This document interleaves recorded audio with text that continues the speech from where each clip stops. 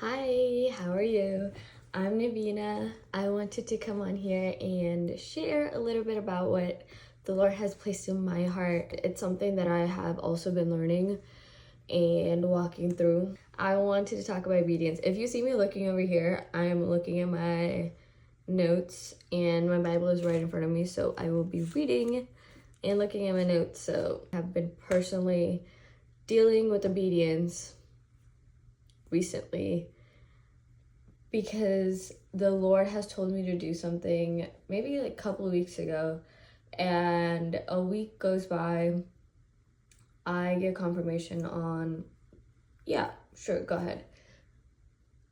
During this time, my relationship with the Lord was feeling a little dry also. So I was more focused on my stagnation rather than the command He gave me. 2 to 3 weeks go by. And during those weeks, the theme of what He commanded me to do kept coming up. It kept coming up through people or post. And one day I was in prayer and I heard God say, delayed obedience is still disobedience. And I was like, sheesh. I knew I was going to get around to what He asked me to do. I just never made it a priority. I was walking in disobedience and I did not even know. There's a similar story of a man in the Bible who decided to walk in disobedience, and that is Saul. I will be speaking specifically from 1 Samuel 15. In 1 Samuel 15, God gives Samuel a command of destroying the Amalek. I think I'm pronouncing right. I might butcher a lot of names. And He said, do not leave don't spare anyone. And then Saul and his armies don't fully abide by it. They do it to a certain degree, and then Samuel comes in and corrects him. And then his true nature of the motivation of why he did what he did came out. So let's look at 1 Samuel 15 in verse 3. Verse 3 is God's instruction. So this is where He told Saul exactly what to do. It says, now go and attack Amalek. Claim everything they have for God by destroying it. Don't spare them, but kill men and women, infants and children, cows and sheep, camels and donkeys. So he knew exactly what he needed to do. Don't spare anything. It's not like God gave him partial instructions. He gave him full instructions. And then when we skip down to verse 9 is when we see Saul disobeying the Lord, His command, because he partially listened to the Lord. Okay, let's read verse 9. It says, Saul and the army spared Agag? Again, I might be butchering it. Agag is the king of the Amalek. So he said, don't spare anyone, right? But Saul and his army spared him, and the best sheep and cows, the fattened animals, the lambs, and all the best property. The army refused to claim them for God by destroying them.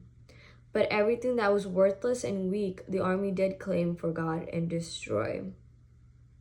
So they did partially listen to the Lord by destroying everything that was worthless and weak. But yet again, they destroyed everything that was worthless and weak in their eyes, not according to God's eyes.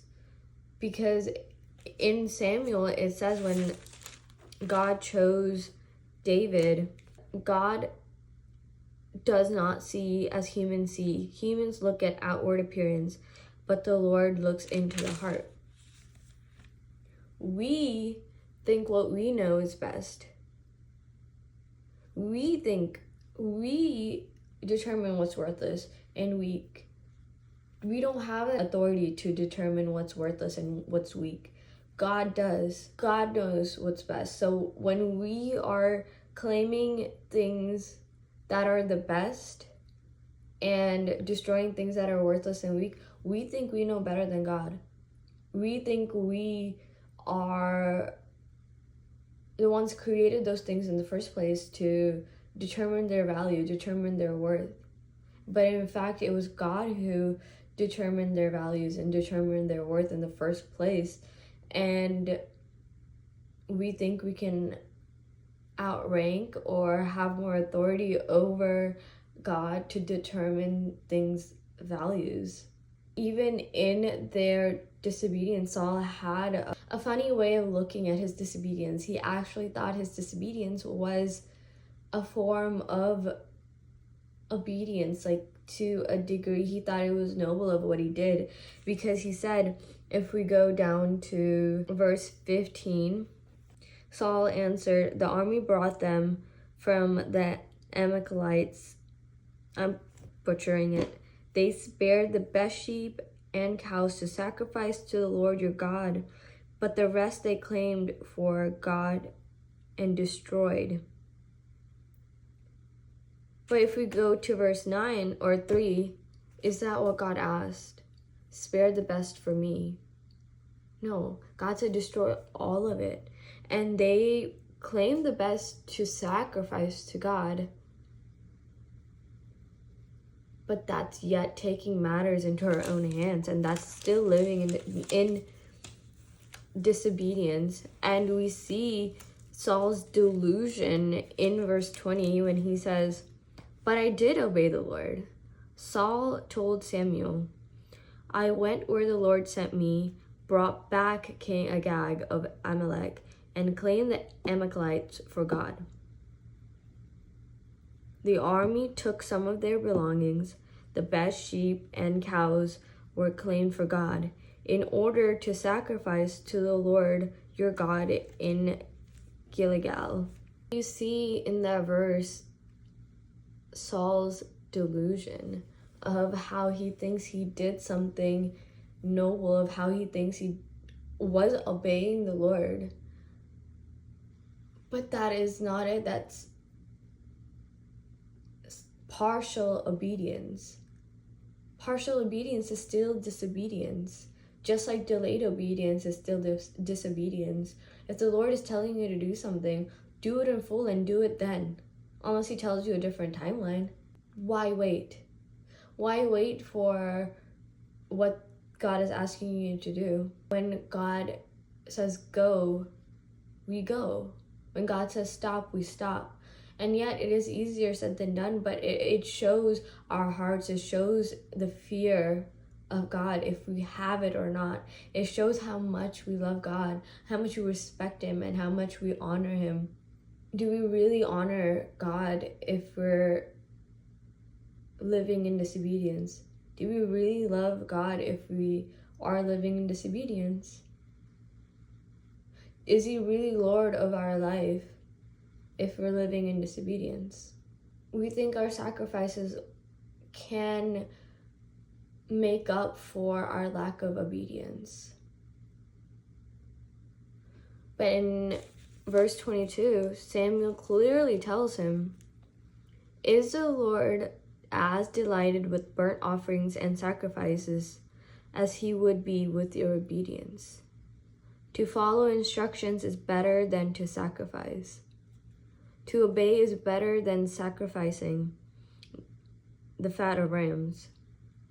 It reminds me of how we treat a parent, right? How we think of a parent. If we really believe God is our Father, we might not always know what he's asking us to do. It may not always make sense. We have to have faith that our Father knows best. Do we believe that? Maybe we have to evaluate that in our lives. Maybe our disobedience comes from our lack of faith in God, of believing he actually knows best. Maybe that's something we have to step back and evaluate, of where we are at, how we view God. Do we truly trust him? Do we truly think that he knows best? That he is our Father?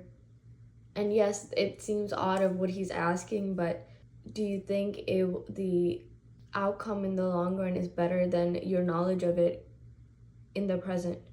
And what's motivating our disobedience? I think that's something to really evaluate. In verse 22 clearly states that your sacrifice is not greater than your obedience, because that's not what he asked you to do. If he wants you to sacrifice something, he'll tell you. He has told the Israelites multiple times, time and time again, go and sacrifice something for me. Going down to verse 24, we see Saul's true motivation. It says, then Saul told Samuel, I have sinned by not following the Lord's command or your instructions. I was afraid of the people and listened to them. Who are we listening to? Who are we influenced by? Was it the people who got you into that position in the first place? Are you going to let your fears keep you from being obedient to the Lord? We see that his disobedience came from fear of a man. Is our disobedience stemmed from fear of a man, of what people will think? He was clearly anointed. God anointed him from the beginning, but time and time again he was disobedient to the Lord. In chapter 10, it says, Samuel took a flask of olive oil and poured it on Saul's head, kissed him, and said, the Lord has anointed you to be ruler of his people Israel. And God's Spirit came over him. And then in chapter 13, you see Saul's disobedience to the Lord, where he sacrificed something before it was time.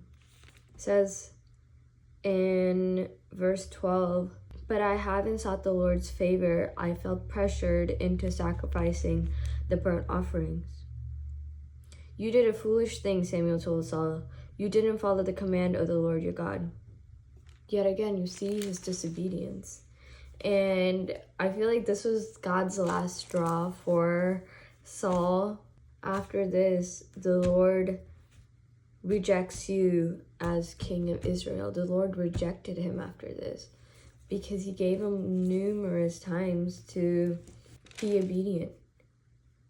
But yet again, he disobeyed him. At the end of the chapter, it says, and the Lord regretted that he had made Saul king of Israel. We may be anointed, we may be called, positioned, but do you want to live a life where God has regretted what he has appointed you to do? Of what he has called you to do? Do you want to live a life where you made God regret his choices? It may seem easy to live in what people think and the opinions of others, but people are fickle. And you have to come to a point where God's voice overrides the opinions of others. Because people are going to have opinions, varying opinions. They're going to love you one day and hate you the next. And you see that happening with the Israelites, of how they loved someone and then they hated someone. They loved someone and they hated someone. They were so fickle. So are we going to live our lives based on fickle beings, or based on a being who's unchanging, who is constant, who doesn't change his mind about how he views you, how he thinks about you? Do you want to live a life that's honoring and pleasing to the one who created you, to the one who loves you? Do you want to live in freedom free of the shackles of fear, of shame, of lust, of people pleasing? Do you want to be a pleasing aroma to God? In verse 29, it says, in addition, the glory of Israel does not lie or change his mind, because he is not a mortal who changes his mind. Are we going to live for the world, or are we going to live for God? The little obedience that he's asking us to do now seems scary, but who are you living for? These are some of the thoughts that I have to evaluate myself, to really break down the lies and the beliefs. This is something that I struggled with for a while, of fear of man. I am slowly working on it. I can't completely say I'm confident in this area, but I used to not go up in front of a small crowd, and share what the Lord asked me to share, because I was just so afraid. I was scared to be obedient. Because of my fear, I've been in this position. But how long am I going to do that for? There has to be a time, a point in your life where you have to say, enough is enough. Do you want the Lord, or do you want the world? Because there's freedom. There's freedom in the Lord. There's so much freedom in the Lord. You're not bound by what you used to be bound by. You don't have to live in shackles. That is something I just wanted to share. I hope this blesses you, and I hope this encourages you and makes you evaluate your walk with the Lord. Because it sure does. It has been convicting me for sure. And it's something that I have to do no matter how hard it seems to me, because what he is asking me to do may not always be hard for someone else, but he's asking you to do it, right? If he's asking you to do it, he has a purpose for you with that. He doesn't want you to stay the same, and through your obedience, you're going to be changed. I just wanted to leave you with that. Thank you for listening, and thank you for watching. I pray it encourages and blesses you, and I hope you have a blessed day. Bye.